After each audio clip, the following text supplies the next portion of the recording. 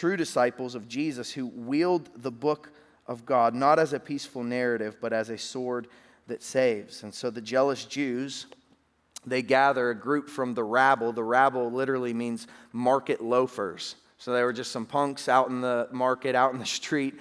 And the jealous, self-righteous Jews gather these guys together and say, we want you to stir up some trouble because we don't like what Paul and Silas are doing. And so off they go to find Paul and Silas, and they can't find them anywhere. Verse 6 tells us that they couldn't find Paul, so they dragged Jason and some of the others who were siding with Paul and Silas out into the streets in front of the authorities. And look what it says in verse 6. They proclaim, these men who have turned the world upside down have come here also. And Jason has received them, and they are all acting against the decrees of Caesar, saying that there is another king. So obviously they had heard of Paul and Silas's reputation. They heard what was happening in other surrounding cities of Macedonia. They probably have heard what had happened on the other continent as the message of Christ was spreading. And so in an attempt to accuse Paul and Silas, they say, these men are turning the world upside down. Could you imagine if Paul would have heard that?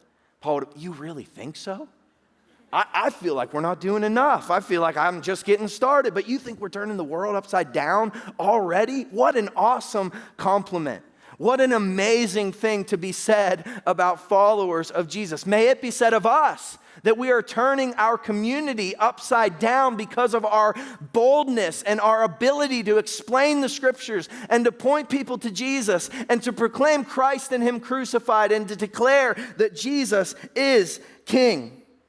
I've been praying that the contagious first love of Jesus and the bold, passionate love of the Scriptures would not be able to be contained by the walls of this place as we come and as we go.